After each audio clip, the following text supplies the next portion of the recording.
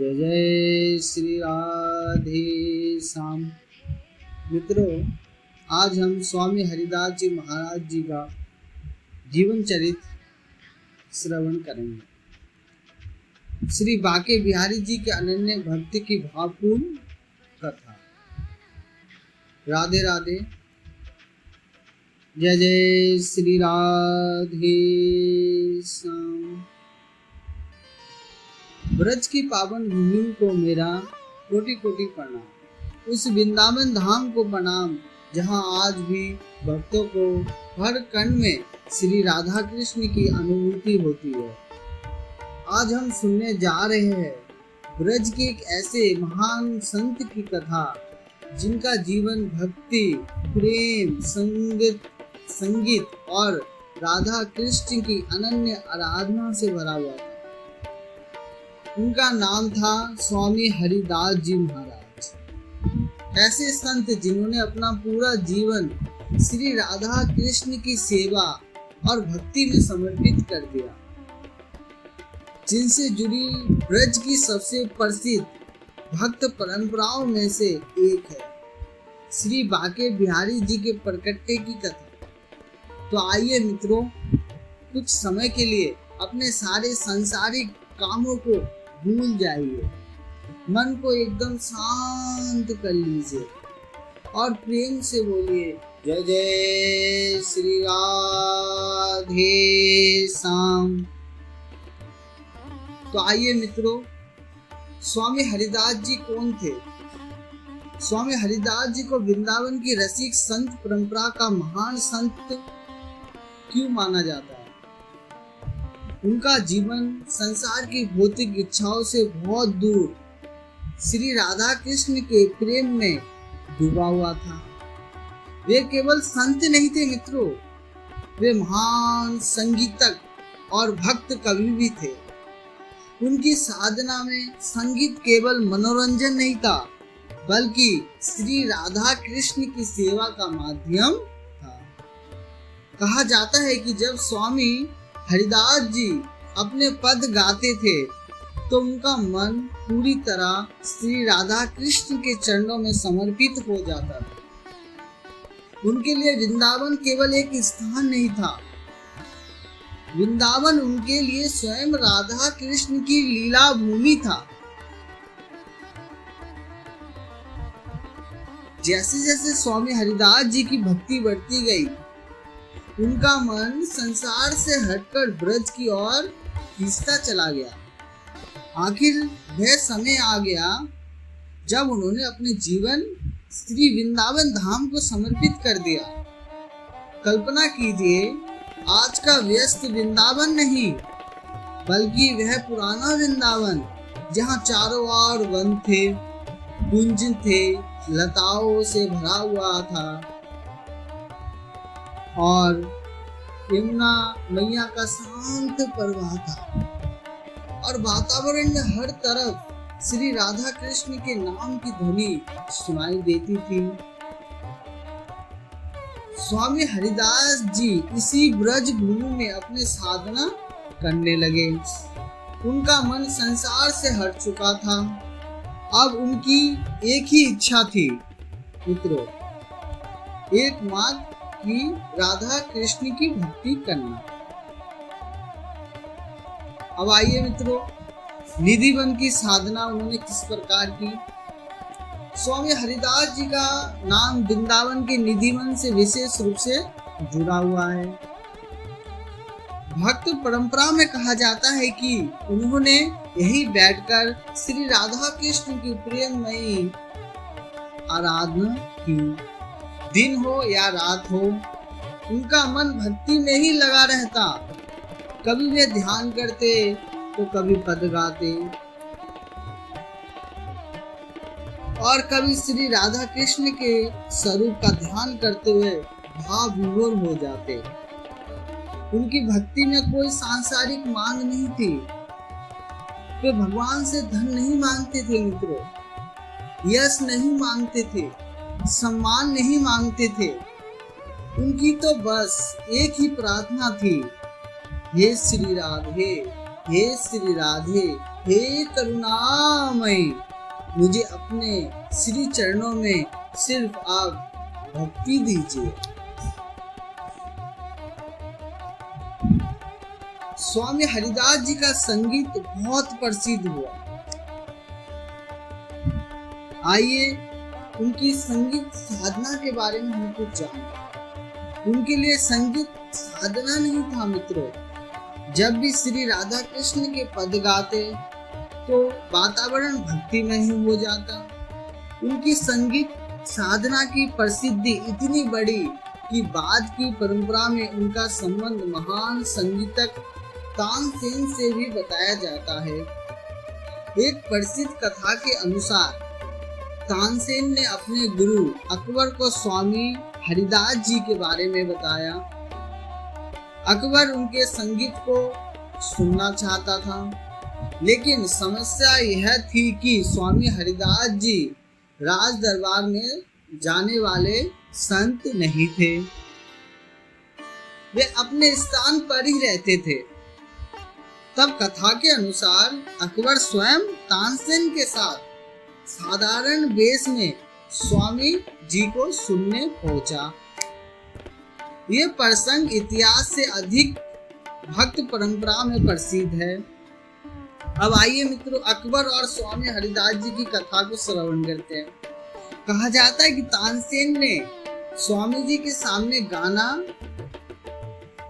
शुरू किया, लेकिन जानबूझकर उसमें एक गलती कर दी।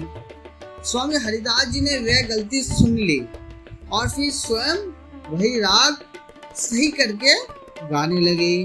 जब स्वामी जी ने गाना शुरू किया तो तानसेन के साथ बैठकर अकबर भी मंत्रमुग्ध होकर सुनते रह गए।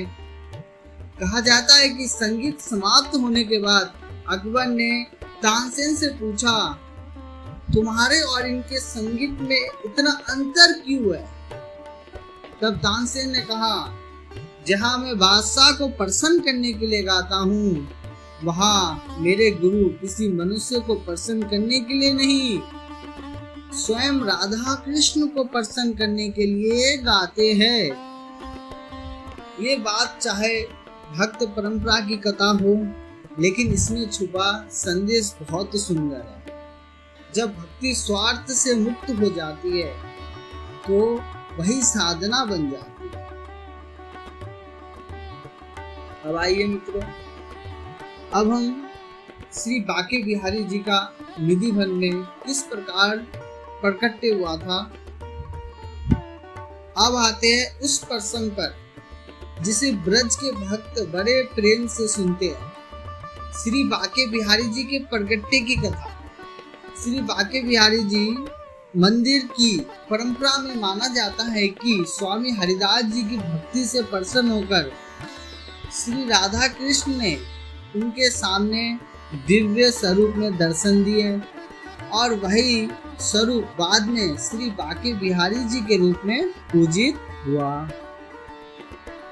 भक्त परंपरा के अनुसार स्वामी हरिदास जी श्री राधा कृष्ण की जुगल उपासना करते थे। उनकी साधना इतनी गहरी थी कि वे अपने आराध्य को अपने सामने अनुभव करते थे। एक दिन उनकी भक्ति से प्रसन्न होकर श्री राधा और श्री कृष्ण ने उन्हें दर्शन दिए। कथा में कहा जाता है कि दोनों का दिव्य स्वरूप एक होकर श्री बांके बिहारी जी के रूप में प्रकट हुआ। सोचिए मित्रों, एक भक्त जिसने संसार से कुछ नहीं मांगा, जिसने संसार से धन नहीं मांगा, जिसने राजपाट नहीं मांगा, जिसने केवल अपने आराध्य के श्री और उसी भक्ति से प्रसन्न होकर भगवान स्वयं उसके सामने प्रकट हो गए। जय जय श्री राधे श्याम। आइए अब हम श्री बांके बिहारी जी के नाम का अर्थ समझते हैं। बांके अर्थात तीनों स्थानों से सुंदर ढंग से झुका हुआ, और बिहारी जी अर्थात ब्रज में विहार करने वाले। श्री बांके बिहारी जी का स्वरूप भक्तों के हृदय में प्रेम और माधुर्य का भाव जगाता है। वृंदावन आने वाला कोई भी भक्त जब बांके बिहारी जी के दर्शन करता है तो उसके मुख से अपने आप निकलता है, बांके बिहारी लाल की जय, बांके बिहारी लाल की जय, जय जय श्री राधे श्याम। अब आइए मित्रों, स्वामी हरिदास जी की सबसे बड़ी क्या है शिक्षा हमारे जीवन में। स्वामी हरिदास जी का जीवन हमें एक बहुत बड़ी सीख सिखाता है। भगवान को पाने के लिए बहुत बड़ा धन नहीं चाहिए, बहुत बड़ा पद नहीं चाहिए, हमें बहुत बड़ा ज्ञान भी हमें जरूरत नहीं है। जरूरत है सच्चे प्रेम की। जब मनुष्य अपने आराध्य के सामने अपना अहंकार छोड़ देता है तब भक्ति की शुरुआत होती है। और जब भक्त कहता है, हे प्रभु मुझे कुछ नहीं चाहिए, बस आपकी भक्ति चाहिए, तब उसकी प्रार्थना सबसे सुंदर बन जाती है। अब आइए मित्रों, हमारे लिए क्या संदेश है, हमने आज इस कथा से क्या सीखा। आज हम सब अपने जीवन में बहुत सारी चीजें चाहते हैं। किसी को धन चाहिए, किसी को नौकरी चाहिए, किसी को व्यापार में सफलता चाहिए, किसी को परिवार की चिंता है, किसी को बीमारी की चिंता है, किसी को भविष्य की चिंता है। लेकिन स्वामी हरिदास जी का जीवन हमें सिखाता है कि इन सब चिंताओं के बीच अपने आराध्य को कभी मत भूलिए। सुबह उठकर सबसे पहले श्री राधे का नाम लीजिए, दिन में थोड़ा समय श्री भगवान की कथा सुनिए और रात को सोने से पहले अपने आराध्य को प्रणाम कीजिए। कहिए जय जय श्री राधे श्याम। आज जो भी हुआ आपके चरणों में समर्पित करता हूँ। मुझ दास को एवं मेरे द्वारा कोई त्रुटि होती है तो आप क्षमा कर दीजिएगा और कल मुझे अपने नाम का स्मरण जरूर कराना। इस प्रकार से हम ठाकुर जी के सामने प्रार्थना करते हुए प्रार्थना करते हैं। आइए अब हम अंतिम संदेश सुनते हैं। स्वामी हरिदास जी का जीवन केवल एक संत की जीवनी नहीं है, ये प्रेम की कहानी है, ये भक्ति की कहानी है, ये वृंदावन की कहानी है, ये उस भक्ति की कहानी है जिसने संसार को पीछे छोड़कर अपने आराध्य के चरणों को अपना सब कुछ मान लिया। और शायद यही कारण है कि आज इतने वर्षों के बाद भी जब वृंदावन में श्री बांके बिहारी जी का नाम लिया जाता है तो स्वामी हरिदास जी का भी नाम सभी प्रेम से लेते हैं। तो आइए मित्रों, आज हम उनके श्री चरणों में प्रणाम करें। हे स्वामी हरिदास जी महाराज, हमारे मन में ऐसी ही भक्ति उत्पन्न हो, हमारे जीवन से अहंकार दूर हो, हमारे परिवार पर राधा कृष्ण की कृपा बनी रहे। आज हमारा मन हमेशा ब्रज की भक्ति में लगा रहे। मित्रों, अगर आपको ये संत चरित्र अच्छा लगा हो तो इसे दूसरे भक्तों तक भी जरूर पहुंचाइएगा, क्योंकि हो सकता है आपके द्वारा भेजी गई यह कथा किसी एक भक्त के जीवन में श्री राधा कृष्ण के नाम का दीप जला दे। और अंत में मेरे साथ प्रेम से बोलिए जय जय श्री राधे श्याम, जय जय श्री राधे श्याम। बांके बिहारी लाल की जय, स्वामी हरिदास महाराज की जय, श्री वृंदावन धाम की जय, श्री बरसाना धाम की जय, राधा रानी की जय, सब संतन की जय। जय जय श्री राधे श्याम, जय जय श्री राधे श्याम, जय जय श्री राम।